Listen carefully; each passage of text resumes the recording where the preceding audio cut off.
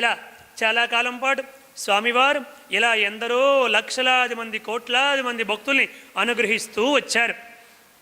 తదనంతర కాలంలో అన్నమయ్య స్వామివారి యొక్క నందకము అన్నటువంటి స్వామివారి ఖడ్గము అన్నమాచారిగా జన్మించారు భూలోకంలో. ఎప్పుడు 1408వ సంవత్సరములో మే 9వ తేదీన తాళ్లపాక, అంటే అప్పటి కడప జిల్లా తాళ్లపాక నారాయణ సూరి లక్కమాంబ దంపతులకు శ్రీ వెంకటేశ్వర స్వామి వారి వరప్రసాదముగా అన్నమాచారి వారు నందకమైనటువంటి ఖడ్గము తాలూక రూపముతో అంశగా జన్మించారన్నమాట.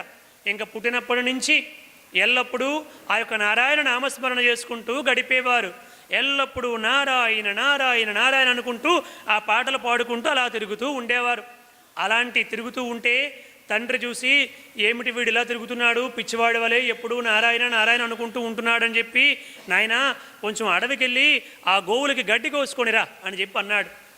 అప్పుడు అన్నమయ్య ఆ నారాయణ నామస్మరణతోనే తన్మయత్వం చెందుతూ అక్కడికి వెళ్ళి గడ్డి కోస్తూ ఉంటే పొరపాటును చేయి కోసుకున్నాడు.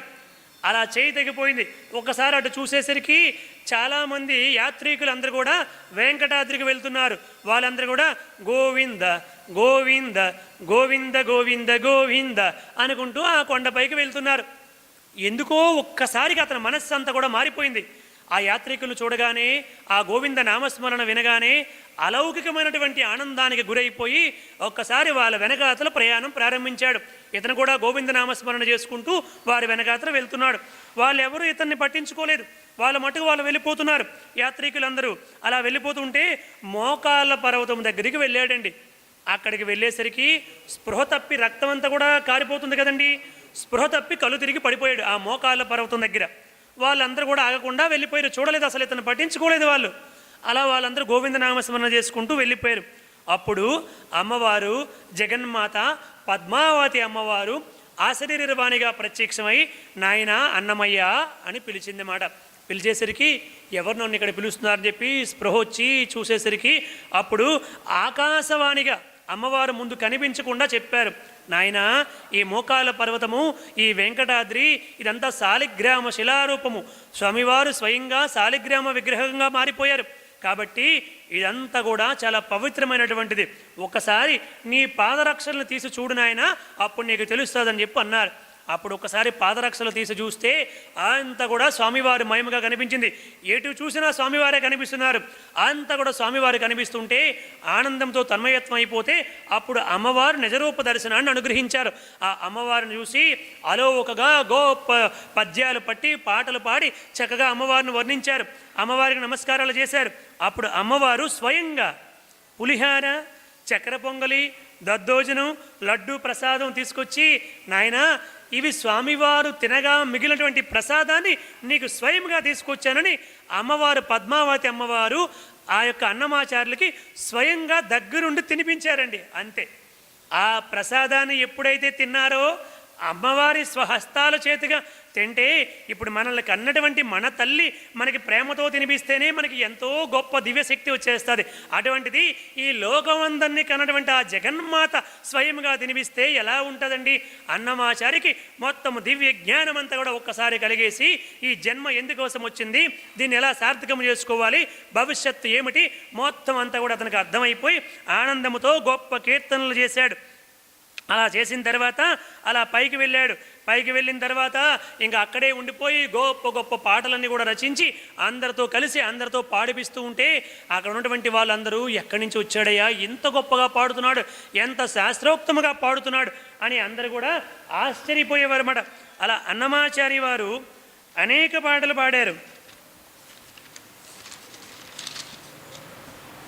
అలర చెంచలమైన ఆత్మలందుండ నీ అలవాటు చేసెని ఉయ్యాల.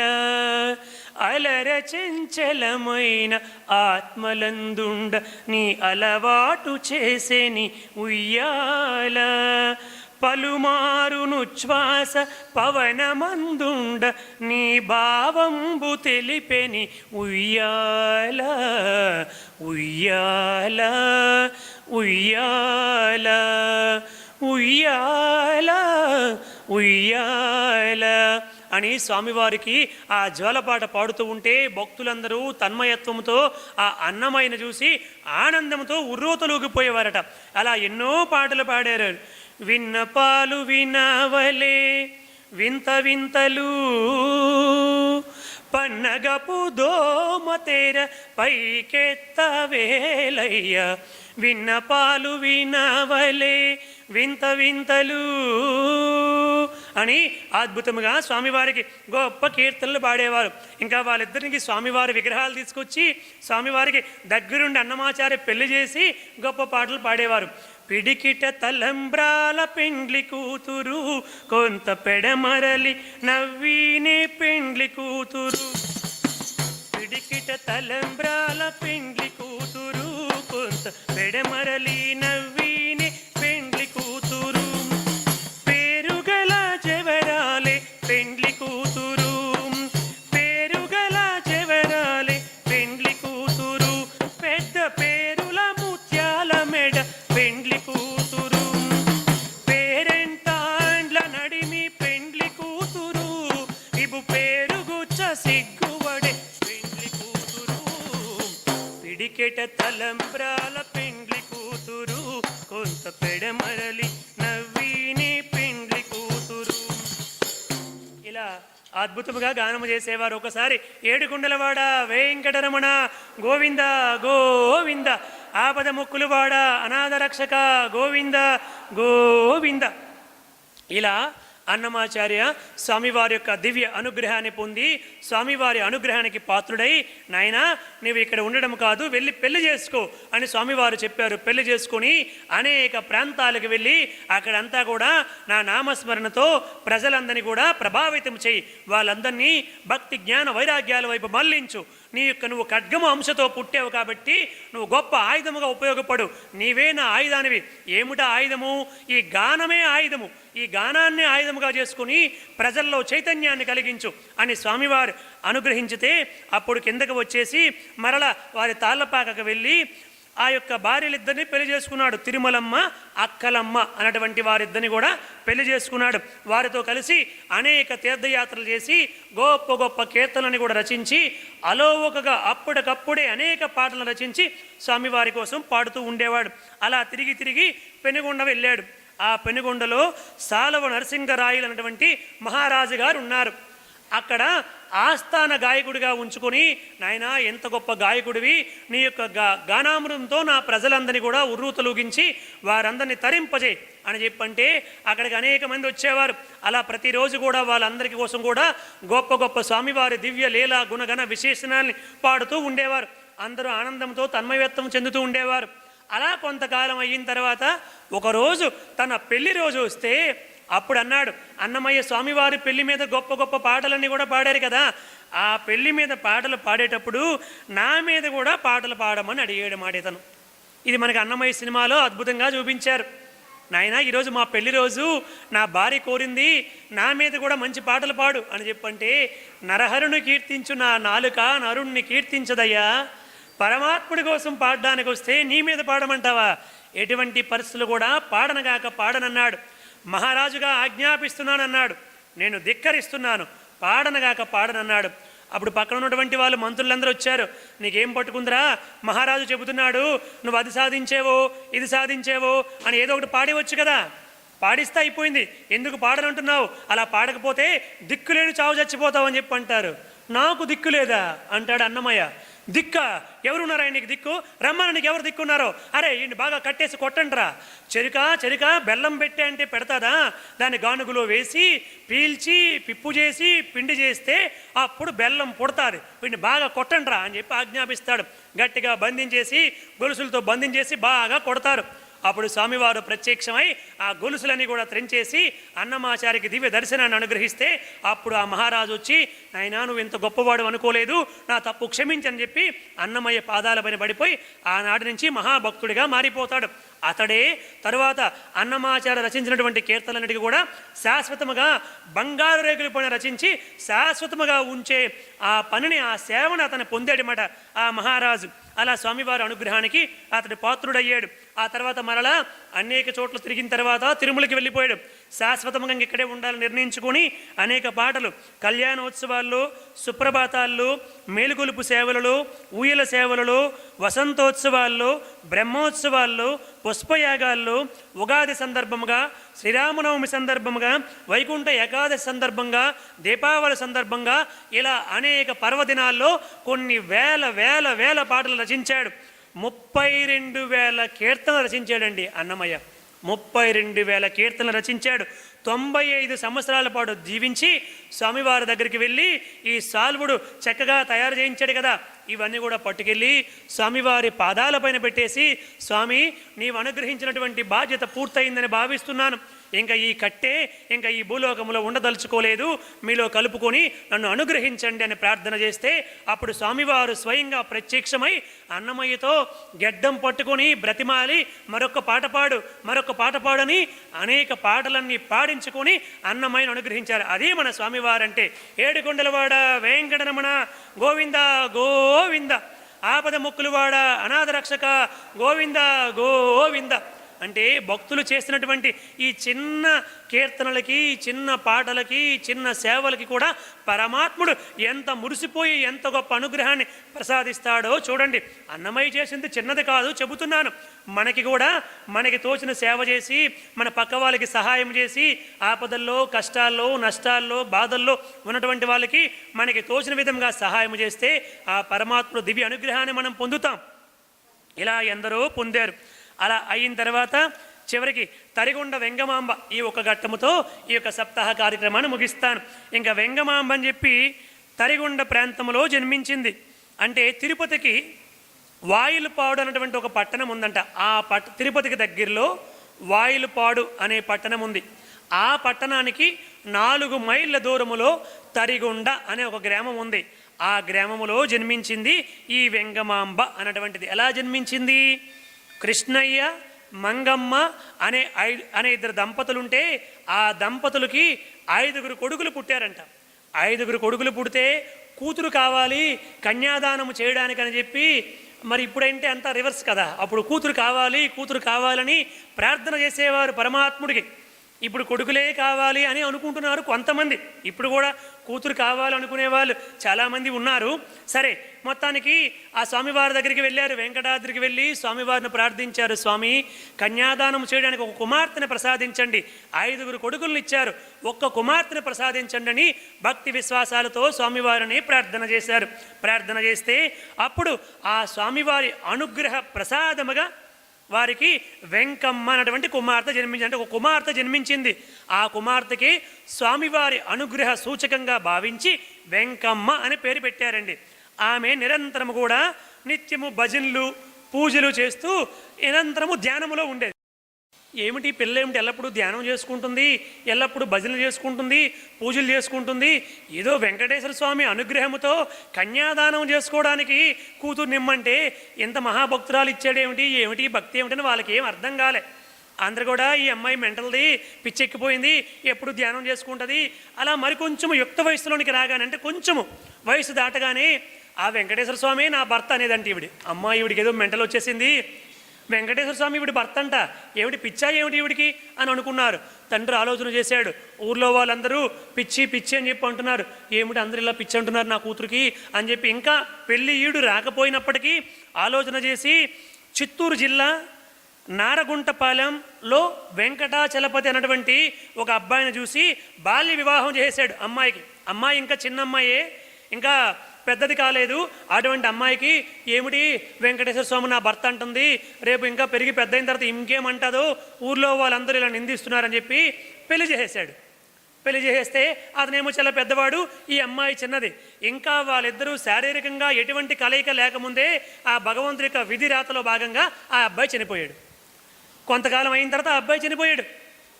చనిపోతే ఇంక అందరూ కూడా ఇప్పుడు విడువ అనడం మొదలుపెట్టారు. ఈవిడ భర్త పోయాడు కాబట్టి ఈవిడ విడువ కాబట్టి ఇంక ఈవిడ పూలు పెట్టుకోకూడదు, బొట్టు పెట్టుకోకూడదు, ఆలయాల్లోనికి రాకూడదు, ఏమీ చేయకూడదని చెప్పి అనేక విధాలుగా నిందలేశారు. ఇది మహా మహా మహా పాపం అండి, గుర్తుపెట్టుకోండి. ఎప్పుడు కూడా ఏ స్త్రీని కూడా ఈ విధముగా మనము నిందావాక్యాలు పలకకూడదు. నువ్వు విడిపోయి పక్కకి వెళ్ళిపో. పాపం చాలామంది ఎవరైనా ఎదురొస్తే వాళ్ళే ముందు పక్కకి తప్పిపోతారు, మమ్మల్ని ఏమైనా అనుకుంటారేమో అని. ఇదంతా చాలా చాలా చాలా చాలా తప్పు. అలా గనక మనము చూస్తే, అటువంటి భావాలు మనకు ఉంటే మనకి మహా పాపం వస్తుంది, గుర్తుపెట్టుకోండి. ఇది శాస్త్రం చెబుతుంది, నేను చెప్పలేదు ఈ మాట. అలా ఎప్పుడు ఎవరిని చూడకూడదు, అది గుర్తుపెట్టుకోండి. అలా ఊర్లో వాళ్ళందరూ కూడా ఆ రోజుల్లో ఇంకా ఎక్కువ ఆచారాలు ఉండేవి కదా, అందుకోసం అని చెప్పి ఇప్పుడు విడువ పూలు పెట్టుకోకూడదు, ఆలయాల్లోనికి రాకూడదని అనేక విధాలుగా విమర్శించేవారు, చాలా బాధలు పెట్టేవారు ఆవిడకి ఎక్కడికి వెళ్ళినా. పాపం ఆవిడే అవన్నీ పట్టించుకోకుండా నారాయణ నారాయణ అనుకుంటూ, ఏడుకొండలవాడ వెంకటరమణ అనుకుంటూ, స్వామివారిని ప్రార్థన చేసుకుంటూ, ధ్యానం చేసుకుంటూ కాలం గడిపేది. అలా కాలం గడుపుతూ ఉంటే వాళ్ళకి అసూయమాట, ఎలాగైనా ఈవిని రానివ్వకుండా చేయాలనుకున్నారు. ఒకానొక రోజు పుష్పగిరి పీఠాధిపతులు ఆ ఊరికి వచ్చారండి, ఈ తరిగొండకు వచ్చారు. రాగానే అక్కడ ఉన్నటువంటి బ్రాహ్మణులు, గ్రామ పెద్దలు, ఈవిడంటే పడన వాళ్ళు అందరూ ఆ పీఠాధిపతి దగ్గరికి వెళ్ళారు. స్వామి, మీరు గొప్ప పీఠాధిపతి వచ్చారు, మా ఊర్లో ఒక అమ్మాయి ఉంది, ఆ అమ్మాయికి పెళ్లి చేశారు. పెళ్లి చేసిన తర్వాత భర్త చనిపోయాడు. భర్త చనిపోయినా ఆవిడ పూలు పెట్టుకుంటుంది, బొట్లు పెట్టుకుంటుంది, అన్ని కార్యక్రమాలకు అటెండ్ అయిపోతుంది, అన్నిట్లోనూ కూడా ముందు ఉంటుంది. ఇది తప్పు కదా, మీరైనా చెప్పండి అంటే, అవును అలా చేస్తుందా, అలా ఎవరు చేయరు అంటే, ఆ కాలంలో అలా ఎవరు చేసేవారు కాదు, అలా చేయనిచ్చేవారు కాదు. అందుకని చెప్పి ఆలోచన చేసి ఏదో ఒకసారి పిలండి ఆ అమ్మాయిని అని చెప్పి అన్నారు పుష్పగిరి పీఠాధిపతుల వారు. ఆ అమ్మాయిని పిలిచారు. పిలిస్తే ఆ అమ్మాయి వచ్చింది. వచ్చి ఏవో పువ్వులో పల్లో ఇస్తే తీసుకెళ్ళి అక్కడ పెట్టేసి ఆ పక్కకి వెళ్ళి నించుంది. అప్పుడు పీఠాధిపతి వారు అందరూ చూస్తుండగా అన్నారు, ఏమమ్మా నీకేదో కొంచెం భక్తి ఎక్కువ అని అందరూ చెప్తే నీకు భక్తి ఎక్కువ అనుకున్నాను, నీకు భక్తి కాదు అహంకారం ఎక్కువ. నీకు ఒక పీఠాధిపతిని ఇక్కడ సింహాసనంలో కూర్చుంటే పువ్వులు పళ్ళు అక్కడ పెట్టేసి వెళ్ళిపోతున్నావు, కానీ నీకు నమస్కారం చేయాలనే సంస్కారం కూడా లేదా అని అడిగాడు పుష్పగిరి పీఠాధిపతి. అడిగితే, నేను నా శ్రీనివాసుడికి నిరంతరం నమస్కారం చేస్తూ ఉంటానండి, అతడే నా భర్త, అతనికే ఎల్లప్పుడూ ప్రార్థన చేసుకుంటూ ఉంటాను, నా నమస్కారాలు అందుకునే అర్హత నా స్వామికి తప్ప అన్యులు ఎవరికీ లేదని మీకు నమస్కారం చేయలేదండి అన్నది. ఏమిటి అంత గొప్పదానివా నువ్వు, చిన్న పిల్లవై ఉండి ఎంత పొగరుగా మాట్లాడుతున్నావు అని దూషించాడు. సరే స్వామి, నమస్కారం చెయ్యాలి మీకు, అంతే కదా, ఏమనుకోకండి, ఒకసారి మీరు అక్కడి నుంచి లేవండి అన్నది. ఆయన లేచి పక్కకి వెళ్ళాడు. ఆ సింహాసనానికి ఒక్కసారి నమస్కారం చేసింది. నమస్కారం చేయగానే అందులోంచి అగ్ని ప్రజ్వరిల్లి అది మాడి మసైపోయి భస్మం అయిపోయింది ఆ సింహాసనం, అంతే. ఒక్కసారి పీఠాధిపతి ఆశ్చర్యపోయాడు. అమ్మ నాయన, నేను కూర్చున్నప్పుడు నమస్కారం చేసి ఉంటే నా పరిస్థితి కూడా ఇదే అయి ఉండేది. అమ్మ, నువ్వు సామాన్యురాలు కాదు, నువ్వు మహాభక్తురాలివి, నువ్వు చెప్పింది నాకు అర్థమయ్యింది. నీ నమస్కారాన్ని స్వీకరించే శక్తి ఆ స్వామికే ఉంది తప్ప మాలాంటి పీఠాధిపతులకు ఎవరికీ లేదు అని చెప్పి ఆవిడికి నమస్కారం చేసి, ఒరే బాబు, మీరందరూ మూర్ఖులరా, ఈవిడి మహాభక్తురాలు, ఈవిడికి ఎప్పుడు ఏమీ అనకండి అని చెప్పారండి. అప్పుడు వాళ్ళందరూ కూడా చూశారు కదా, ఆశ్చర్యచకితురాలు అయిపోయారు. అయినప్పటికీ కొంతమంది చేదస్తం వాళ్ళు, చూడని వాళ్ళు కొందరు ఉంటారు కదా, ఆ చేదస్తం వాళ్ళు స్వామివారు వెళ్ళిపోయిన తర్వాత కూడా ఆమెను అనేక విధాలుగా ఇబ్బంది పెట్టారు. ఆ గ్రామంలో ఒక ఆంజనేయ స్వామి వారి యొక్క గుడి ఉంటే ఆ గుడిలో ఎక్కువ కాలం ధ్యానం చేసుకుంటూ గడిపేది. ఆ గుడిలో ఉండే పంతులు గారు ఏమనేవారు, ఛీ, తెల్లవారితే ఈ ముదనష్టపతి, ఈ పాపిష్టిది, దీని ముఖం చూడవలసి వస్తుంది అని చెప్పి తిట్టేవారు. సద్బ్రాహ్మణుడై ఉండి ఇలాంటి బూతు తిట్లు తిడితే ఎంత పాపం వస్తుందండి ఆ బ్రాహ్మణుడికి. అలాంటి బూతులన్నీ మాట్లాడేవాడు, ఆవిడకి లేనిపోయినవన్నీ కూడా తిట్టేవాడు, ప్రతిరోజు కూడా బండ బూతులు తిట్టేవాడు. ఎంత పాపాన్ని మూట కట్టుకున్నాడో ఆ బ్రాహ్మణుడు చూడండి. అలా రోజు తిడుతూ ఉంటే ఇంకా ఒకరోజు ఎంత తిట్టినా ఆవిడ మాత్రం పట్టించుకోకుండా యథావిధిగా ధ్యానం చేసుకుంటూ ఉండేది. చోట్లో పడతాయి కదండి, అందులోనికి బూతులు, బండ బూతులు, పనికిమాలవని కూడా తిట్టేవాడు. అయినా ఆవిడ వినకుండా సరేలేని చెప్పి అవి వినపడకుండా రామ్ రామ్ రామ్, ఓం నమో నారాయణాయ, ఓం నమో నారాయణ అని ఇంకా గట్టిగా అనుకుంటూ ఉండేది. అలా ఏదో ఒక విధంగా వినపడకుండా రక్షించుకుంటూ ఉండేది. అది చూసి, ఆహా, నేను తిడుతున్నా, నువ్వు ఇంకా రెచ్చిపోయి ఇంకా నామస్మరణ చేస్తావా, అది వినిపించకుండా అడ్డుకుంటావా అని చెప్పి జుత్తు పట్టుకొని బయటికి ఇచ్చేసి, ఇంకెప్పుడు కూడా మా ఆలయంలోనికి రావద్దు, ఈ ఆలయం మాది, దీనికి నేను పూజారిని, నేను చెప్పిందే ఇక్కడ శాసనం, నేను చెప్పిందే జరగాలి అని అహంకారంతో అజ్ఞానంతో బయటికి ఇచ్చేసాడు ఆ పంతులు. అలా ఈడ్చేస్తే ఆవిడికి సరేలే, ఇది కూడా నా మంచికే, ఇంకా ఎక్కడికి నన్ను రానివ్వట్లేదని చెప్పి అక్కడి నుంచి ఆవిడ తిరుమలకి వెళ్ళిపోయింది అన్నమాట. చూసారా, ఈయన ఇలా చేస్తే అది ఆవిడకి మంచి కోసం అయిపోయింది. ఆవిడ తిరుమలకి వెళ్ళిపోయింది. ఆ తిరుమలకి వెళ్ళిన తర్వాత కూడా ఆ నోట ఈ నోట, ఆ దగ్గరలో ఉన్నటువంటి గ్రామమే కదా వాళ్ళది, ఆ నోట ఈ నోట తిరుమలకి కూడా ఈ విషయం చేరింది. అక్కడ కూడా అందరూ ఈవిడికి భర్త చనిపోయాడు అంటండి, ఆవిడ పువ్వులు పెట్టేసుకుంటుంది, బొట్టు పెట్టేసుకుంటుంది, అన్ని కార్యక్రమాల్లో దూరిపోతుంది అని చెబితే అక్కడ ఉండే చేదస్తపు వాళ్ళు కూడా అనేక విధాలుగా ఇబ్బందులు పెట్టారు. అలా చాలా ఇబ్బందులు పెడితే అప్పుడు స్వామివారి దగ్గరికి వెళ్ళి, స్వామి నువ్వు నా భర్తవని భావించి నిన్నే నమ్ముకొని నిన్నే తపస్సు చేసుకుని నిన్నే పూజిస్తే నీ భక్తురాలికి ఎంతమంది ఇన్ని మాటలు అంటూ ఉంటే నువ్వు శిలామూర్తిగా మారిపోయిన నీ హృదయం కూడా శిలగా మారిపోయిందా ఏమి స్వామి, ఎందుకు కనికరించడం లేదు, ఎందుకు నన్ను అనుగ్రహించడం లేదని చెప్పి స్వామివారి దగ్గర బోరును విలపించింది.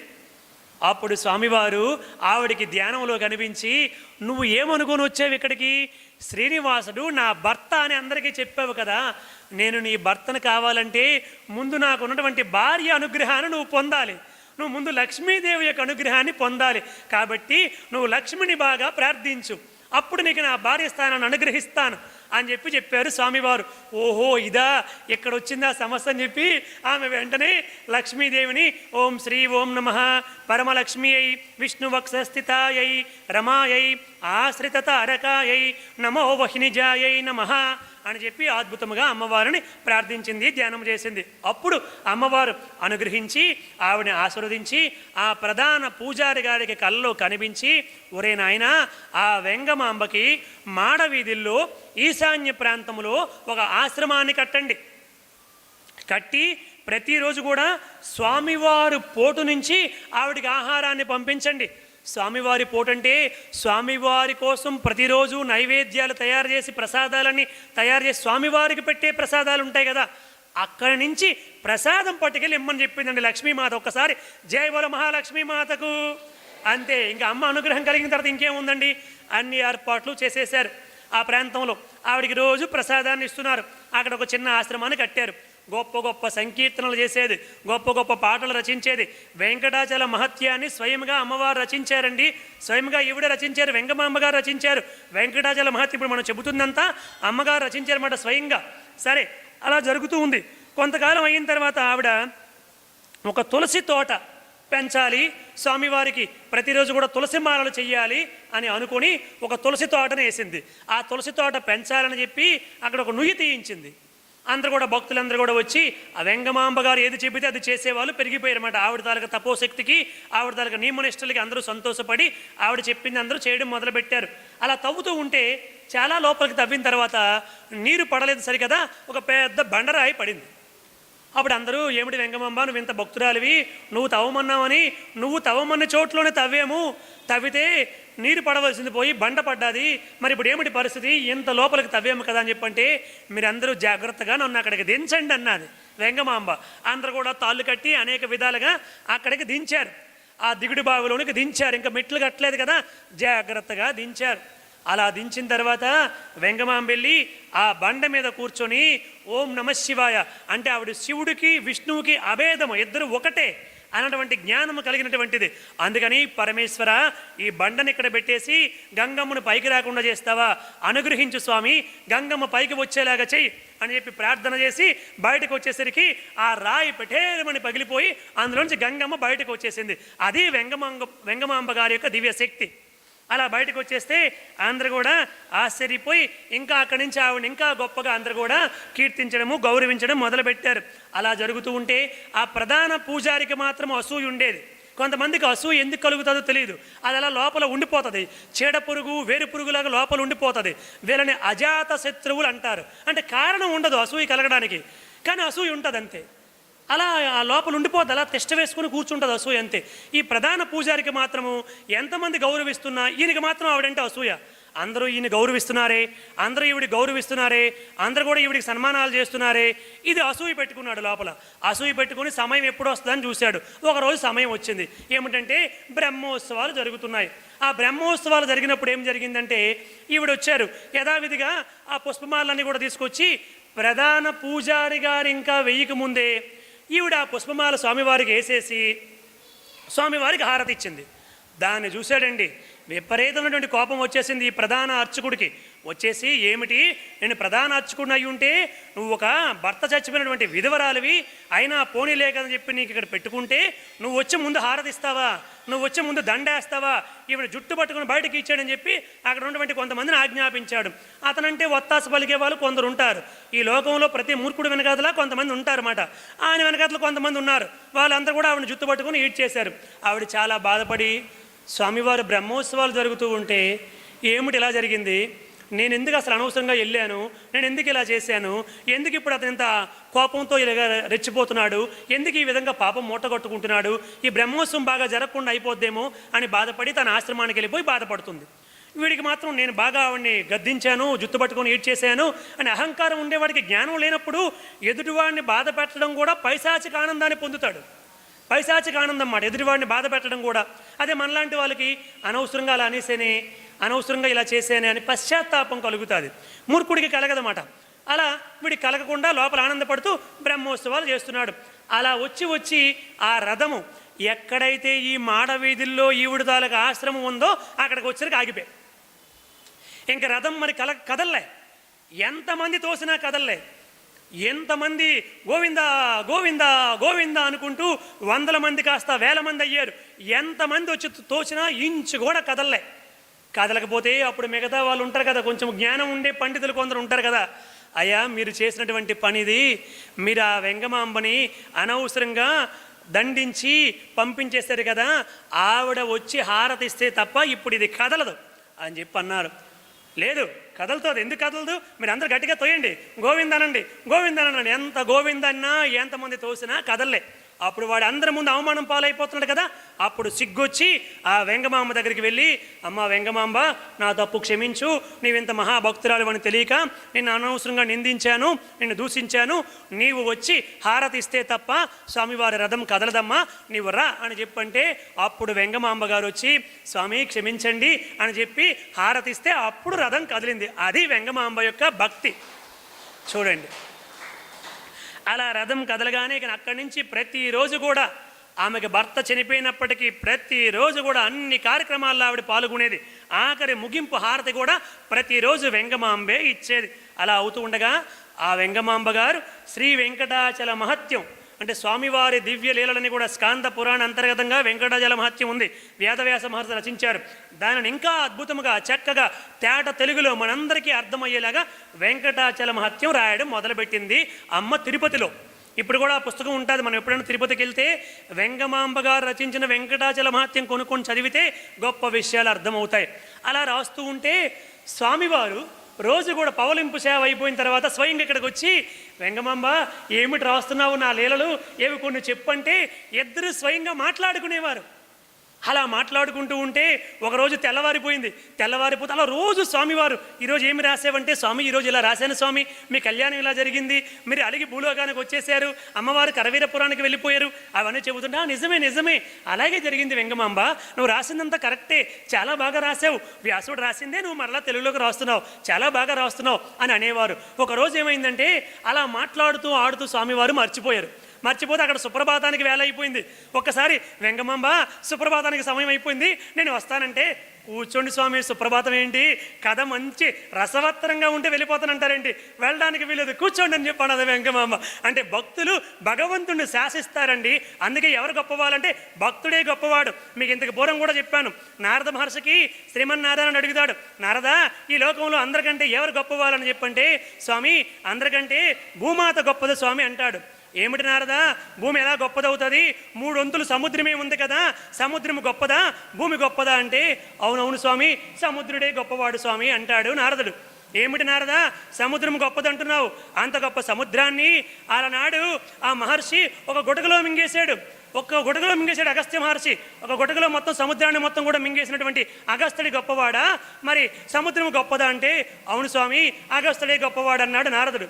ఏమిటి నారదా అగస్త్యుడు గొప్పవాడు అంటావు, అంత గొప్ప అగస్త్యుడు ఆకాశంలో చిన్న చుక్క మాదిరి ఉన్నాడు, మరి అగస్త్యుడు గొప్పవాడా, ఆకాశం గొప్పదంటే అవును స్వామి ఆకాశమే గొప్పదన్నాడు. ఏమిటి నారదా ఆకాశం గొప్పదంటావు? అంత గొప్ప ఆకాశాన్ని నేను వామన అవతారంలో వచ్చినప్పుడు పెరిగిపోయి ఒక పాదముతో ఆక్రమించేశాను. మరి భగవంతుడు గొప్పవాడా, ఆకాశం గొప్పదా అంటే స్వామి భగవంతుడే గొప్పవాడు అంటాడు. ఏమిటి నారదా భగవంతుడు గొప్పవాడు అంటావు? అంత గొప్ప భగవంతుడిని భక్తుడు తన హృదయంలో బంధించేసి తను ఏది కోరుకుంటే అది భగవంతుడి ద్వారా స్వీకరించి ఆ అనుగ్రహాన్ని పొందగలుగుతున్నాడు. కాబట్టి భగవంతుడి కంటే భక్తుడే గొప్పవాడు అని చెప్పి అన్నారండి. అది భక్తుడి స్థాయి. అలా ఈవిడ ఊరుకోండి స్వామి తర్వాత వెళ్తురు, మంచి కథ రసవత్తరంగా ఉంది, సుప్రభాతానికి వెళ్ళొద్దు అన్నారు. ఏమిటి వెంగమాంబ, నేను అక్కడ కనిపించకపోతే భక్తులందరూ కూడా కంగారు పడిపోతారు, నేను వెళ్తానని చెప్పి స్వామివారు లేచి వెళ్ళిపోయారు. ఆగండి స్వామిని పంచి పట్టుకుంది. ఆ ఉత్తరం పట్టుకుంటే ఆ పంచి చిరిగిపోయి సగం ముక్క వెంగమాంబ చేతిలో ఉండిపోయింది. స్వామివారు వెళ్ళిపోయారు. ఏం భక్తి అండి చూడండి. అక్కడికి వెళ్తే వీళ్ళు సుప్రభాతం కౌసల్య సుప్రజ రామ పూర్వ సంధ్యా ప్రవర్తతే ఉత్తిష్ట నరశార్దూల కర్తవ్యం దైవమాహ్నికం అని తెరిచారండి. తెరిచేసరికి స్వామివారి అంగి చిరిగిపోయి ఉంది. ఇదేమిటి చిరిగిపోయింది ఏమిటి స్వామివారిది, మనం ఎంత బాగా వేసాం కదా, పట్టు పీతాంబరాలు వేస్తే చిరిగిపోయేవేమిటని చెప్పి వీళ్ళు ఆశ్చర్యపోయారు. ఆశ్చర్యపోతే అప్పుడు అర్థమైంది ఇవన్నీ కూడా ఏ మహాభక్తురాలు వెంగమాంబ ఏదో చేసి ఉంటుంది, పదండి వెంగమాంబకి వెళ్ళి అడుగుదాము, ఆవిడికి తెలుస్తుంది అనుకున్నారు వీళ్ళు. ఏం జరిగిందో ఆవిడికి తెలుస్తుంది అనుకుని ఈ ప్రధాన అర్చకులందరూ కూడా వెంగమాంబ దగ్గరికి వెళ్ళి వెంగమాంబ ఏమిటి స్వామివారిది మొత్తం చిరిగిపోయింది పంచంతా కూడా, ఏమి జరిగింది చెప్తావా అని చెప్పంటే అగో అక్కడ ఉంది తీసుకోండి, ఆ పూజ గదిలో ఉంది తీసుకోండి అన్నది.